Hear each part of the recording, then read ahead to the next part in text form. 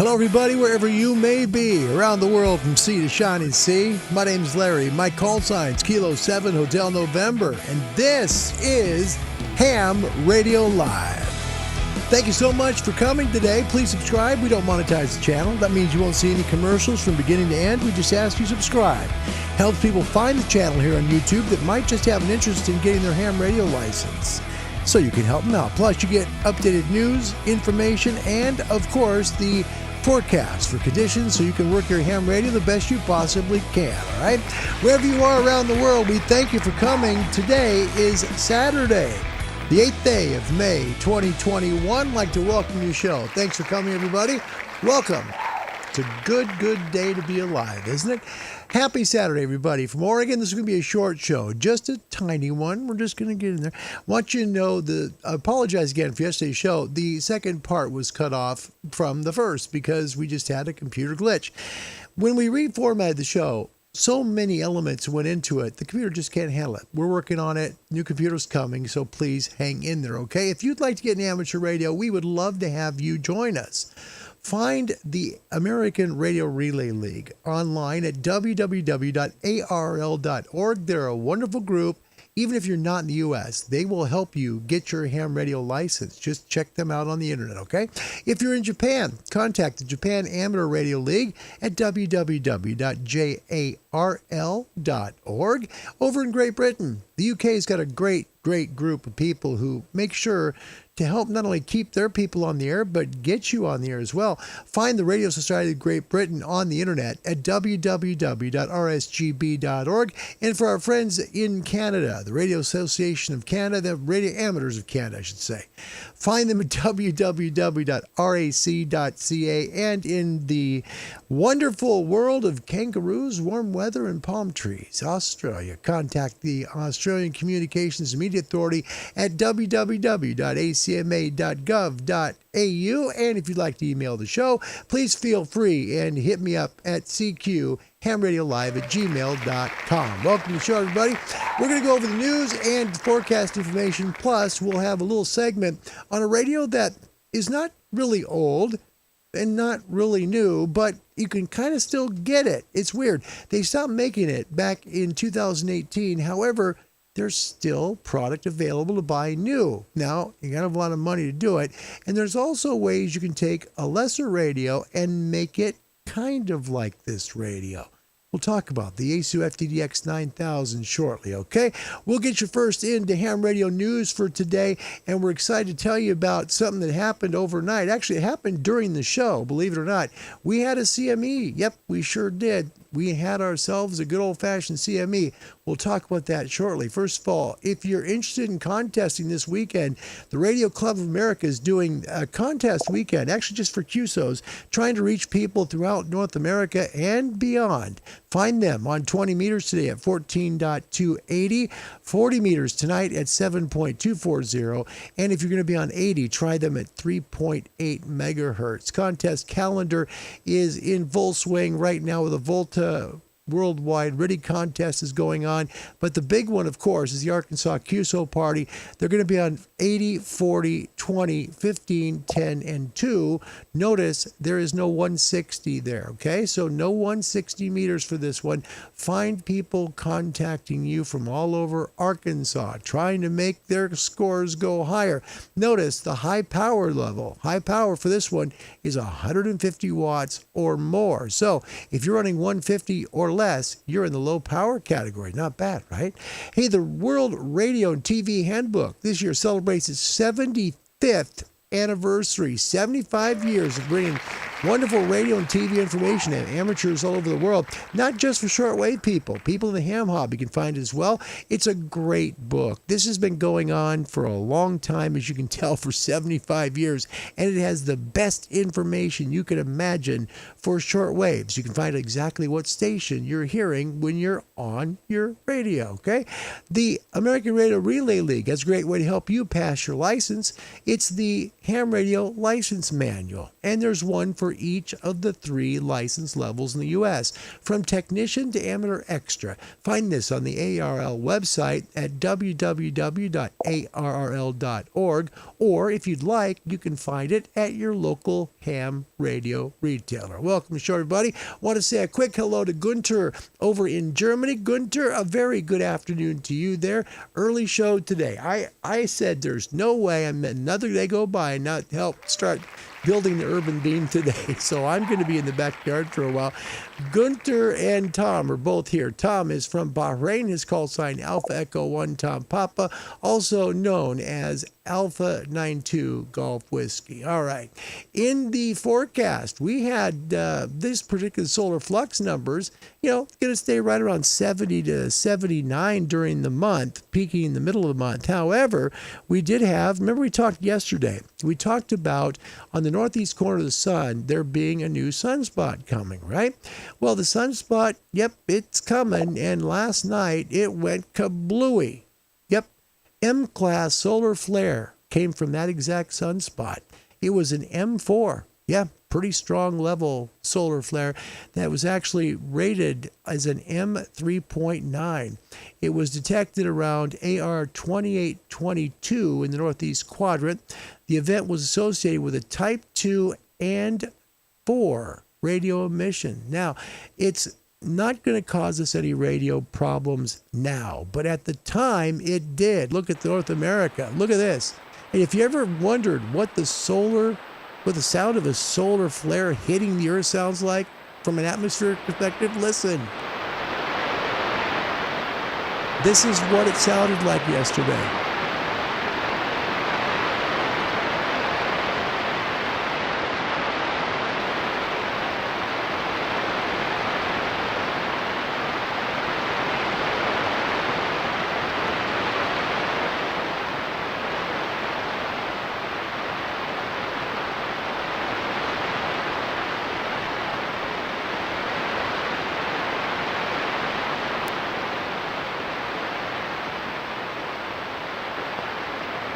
That was actually the sound of when the shock wave from the solar flare hit Earth yesterday.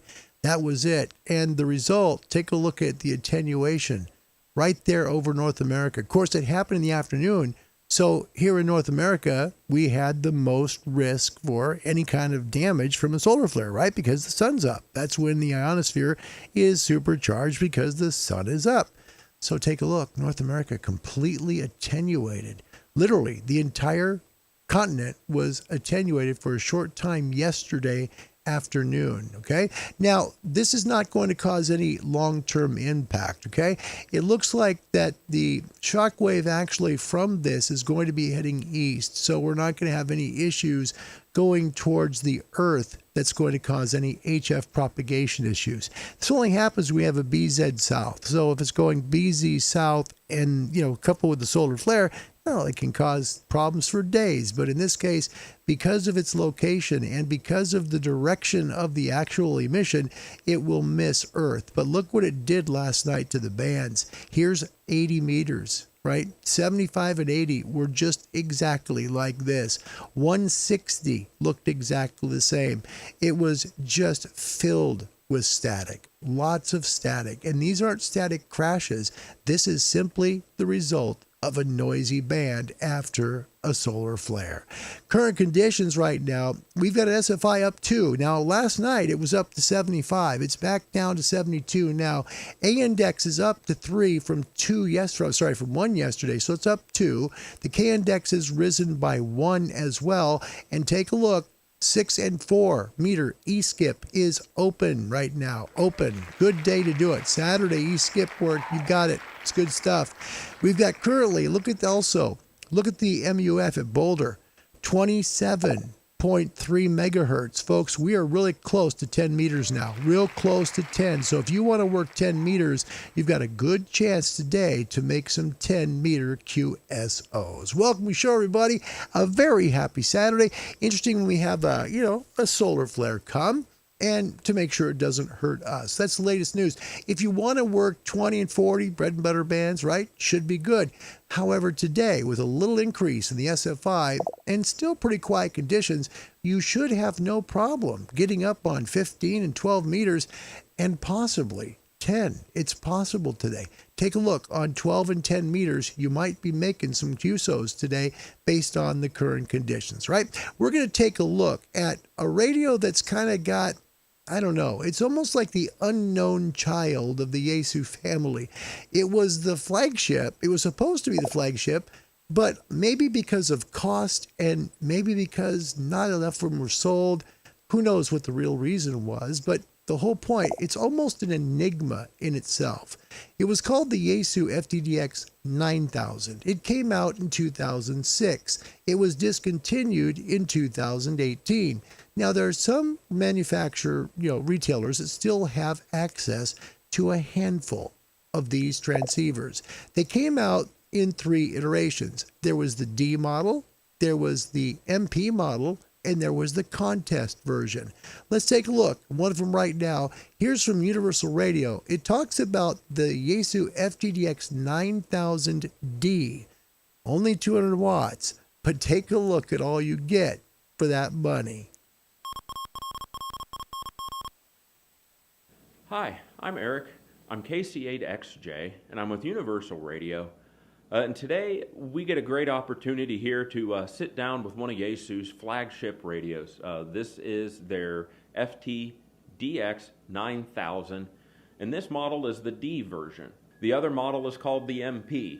The biggest difference between the two is the MP is a 400-watt transmitter version and comes with a lot less pre-installed or factory-installed accessories. The D model, however, is only 200 watts, and has a lot of things that are optional in the MP version. One of those things is the TFT display.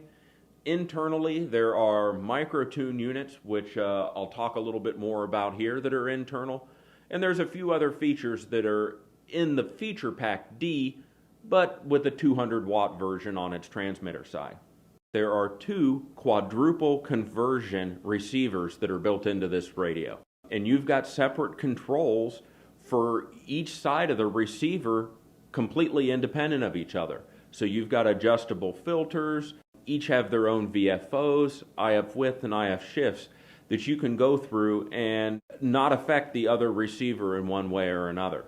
I got the chance to be able to take this home and use it and compare it to a few other radios that I've got. This is definitely the granddaddy of them all. It's really nice to sit down with this first-class rig and really see what started that whole line in the DX series. You're going to be able to constantly watch a live scope, and you can scroll through different modes here, but you can look at your audio on the oscilloscope and a waterfall display. It's great on digital modes and even chasing down those really weak signals in sideband down in the mud. Having those scopes and being able to see exactly where your signals are and what you're trying to pick up gives you the ability to fine-tune the most out of your filters. You're going to have your main VFO knob, of course, right in the middle, and your audio and RF gain are going to be right here next to it, and your IF width and shift are going to be here on next to that. Over here is the knob that they use for the clarifier and your VFO B control. And then basically all of these settings across the top here are adjustments for the filters for VFO A. Everything down across the bottom here are adjustments for your VFO B, which is going to be tied to that knob. 2 completely different sets of controls for both sides of the receivers and the filters that are all set up. And they're all at a hand's touch away. You don't have to go diving into any menus or anything to adjust these or switch them over. You can change them all independently. On the back, I've got 5 switchable antenna ports.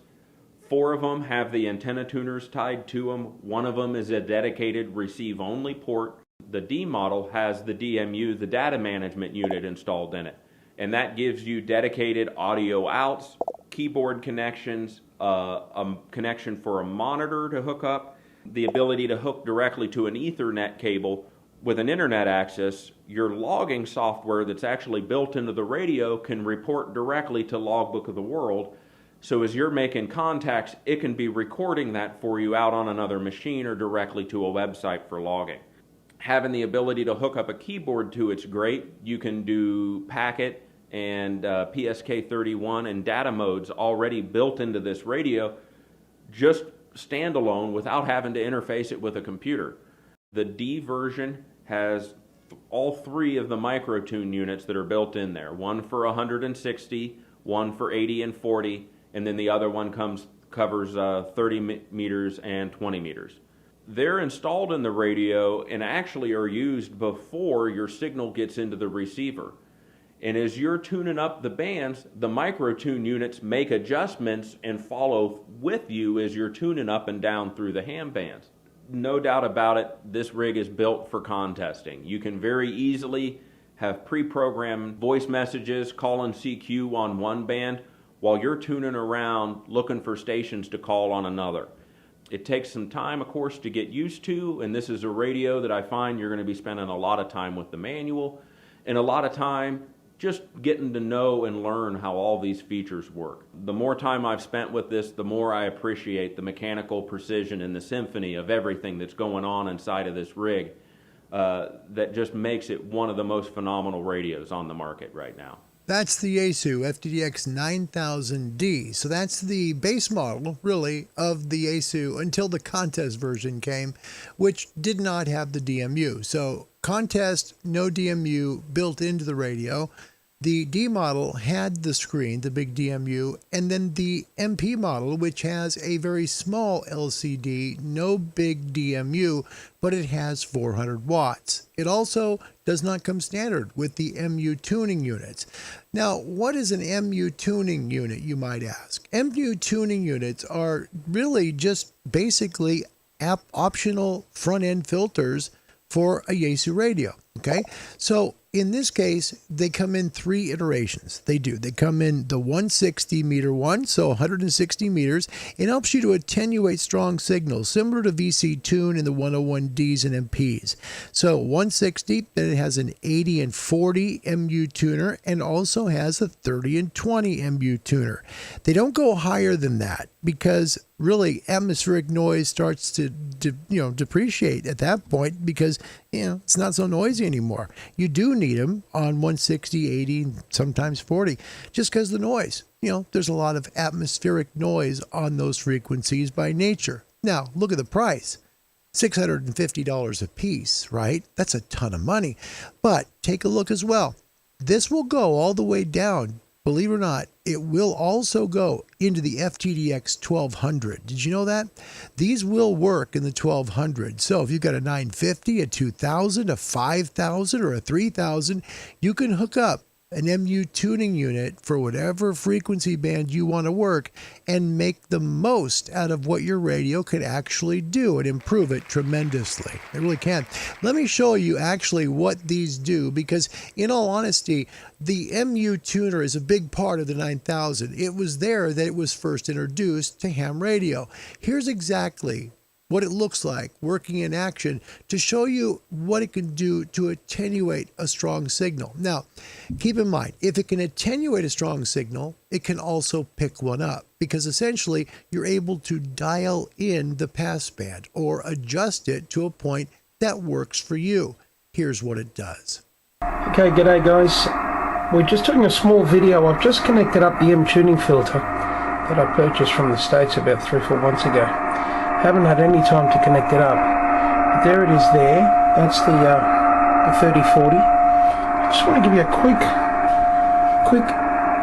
idea of what this thing is capable of doing. Now let me just take that out. Okay, I'm going to turn on, you can see there it's about 9 plus. Okay, I turn on the M tuning filter, it drops down to about 7. You can see there now that it says M tuning on the radio over here.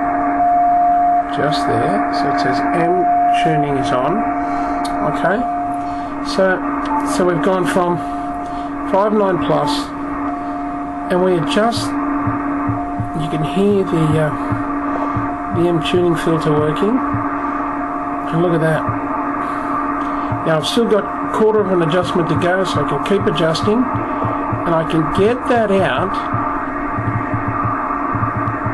you can't hear it. You just cannot hear it. We're still on the same frequency. Okay. If you look at the display here, we'll adjust the VRF. See the little green light coming across? We'll bring that back up now.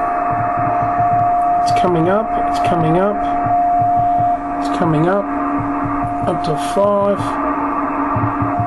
Okay, and the M tuning filter off. And look at that, back to 5 and 9 plus. Amazing. So there you go. That is the Yaesu MU tuning unit. Something you can use for 3,000 to 5,000, even to 1,200. It's something that can help to narrow your front end so you can get rid of QRM or QRN. It just helps you to pick things up. It really does. Now, this is expensive radio, okay? Brand new, these run over $9,000. But keep in mind, if you're an ICOM lover, you got the ICOM flag outside and you're just waving that flag up and down. I'm ICOM, my ICOM, my ICOM. Here's a $12,200 radio, 7851. Just saying. It really all depends on what you like. I mean, ham radio is what you like, right? Whatever you like. So each radio has its own characteristics. Now, how much more can that radio do versus, say, I don't know, a 7300 or a 450D? Well, it's probably going to be more sensitive and more selective. No question about that. But is it worth that kind of money? To some people, it is, but that's what it is. That's why it's an enigma. A lot of people really don't know a whole lot about the Yaesu FTDX9000. But the same thing, not many people can afford one, just like not many people can afford an ICOM IC7851, okay? Yeah. ICOM people always forget. It's funny. They have very, very short memories, ICOM folks. Ah, it's bloody ridiculous. It's so expensive. Oh my gosh, what a piece of crap. What a boat anchor. Wait a minute. What about your 7851? Tell me about that one. You know, at least this one's got a screen and some, 400 watts. So anyway, it just depends on what you like, guys. I mean, there's no perfect radio. I'm just simply showing you the radio because it's part of our heritage as ham radio operators. It's so funny whenever you show any kind of radio on any YouTube channel, because I watch YouTube content, comments and stuff. It's funny how people respond. It's absolutely funny. They get so militant because their radio is the very best and they wave the flag and they're so excited. It's like, come on, get over yourself just a little bit. Have a little fun. Realize this is a great time to be in ham radio, and we have so much to be very grateful for. We really do.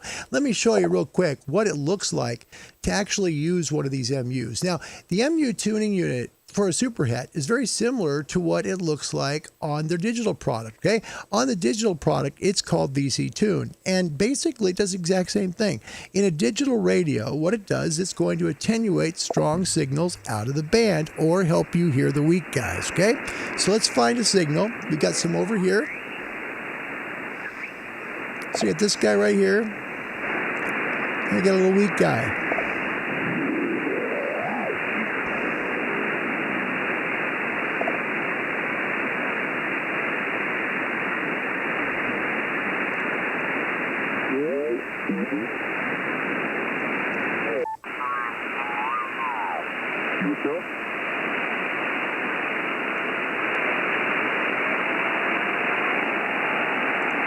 So we got this guy here. See him? Got a carrier too. So the VC Tune. Well, thank you for the contact. You are also 5'9". The VC Tune you can take a look at the very top of the screen. When it's engaged, it's right up here where the mouse is pointing. All right.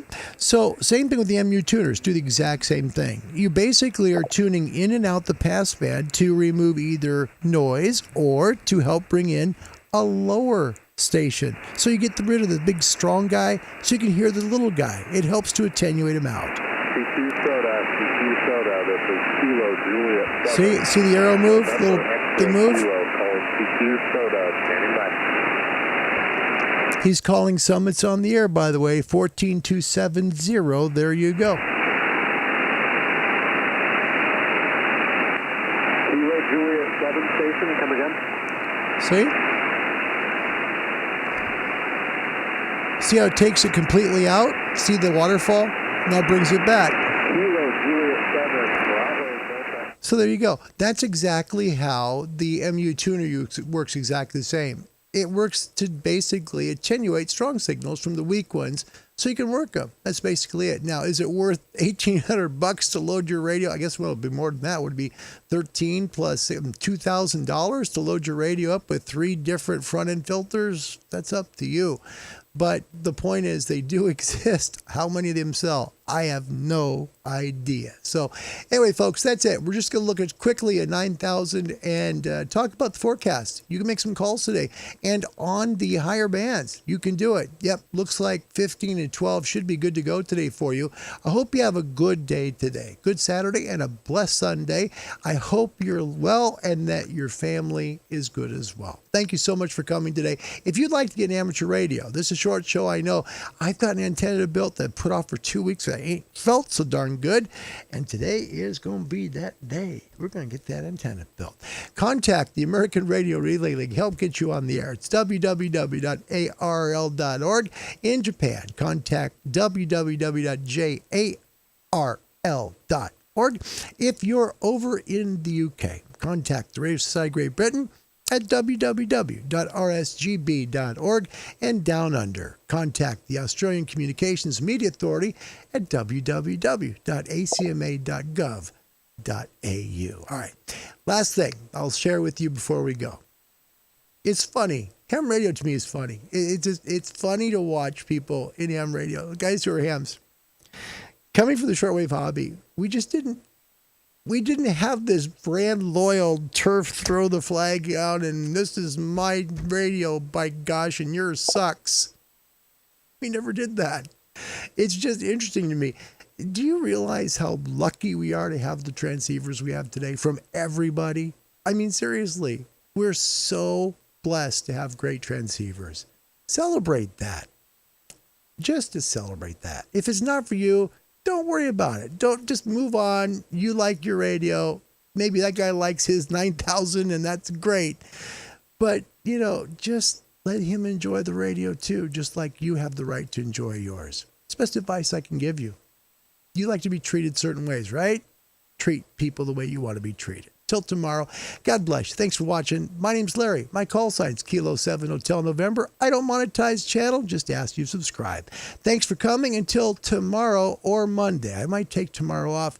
Still covering back from this little thingy bobber here that we had at the dentist. So we're going to just maybe take it easy after this antenna work today. Have a wonderful Sunday. Okay, everybody? Take care. And thanks for watching Ham Radio Live. Bye, everybody. Right, that's just about it for this Thursday night. I hope you've enjoyed the whole hour program this evening. It's just after midnight now. I have to get home before I change. Just a word about tonight being a Friday. We've got some cracking programs tonight, I can tell you. After the Take the High Road, we have Albie Market and the Street Fighter tonight. It really is an excellent film with Charles Bronson and James Coburn. That's at 7:30. It's the practice at 9, and then International Athletics, which tomorrow night come from Crystal Palace. And then at 11 o'clock, we have the second of a 3-part drama series, Return to Eden. I watched the first part last week. It really is excellent. I'm right into that, so I should be watching that tonight. I shall see you in Berwick on Saturday. I hope you're going to be there. Berwick and Duns, 2 places on Saturday up there, so I hope you're going to say hello. And Holt Whistle on Sunday. They're telling me they're throwing me into the Holt Whistle baths, the new one that's open. There'll be no water in it. Here's the weather forecast. Most of the region will be dry with sunny periods, but it will be rather cloudy at times on eastern coasts. Winds will be easterly light or moderate, and it'll be rather warm too, it says here. Temperatures around about 19 to 20 degrees centigrade, that's 66 to 70 degrees Fahrenheit, depending on where you are. But that's a degree or two cooler in the east. The weekend outlook is thundery outbreaks spreading from the north, but it is going to get warmer, so should be a great weekend wherever you are. That's it then from everyone here at Border Television. We hope you've enjoyed our programs. I should be back with you tonight, as I mentioned earlier. And Alan Cartner will be with you again in the morning. Just time now to say night and night. And if you're all alone this evening, a very special good night to you. We ask Eric Nicely, who shows the clock. There it is. It's just on its way to 3 minutes past midnight. From us all here at Border Television, a very good night to you. That's all, folks.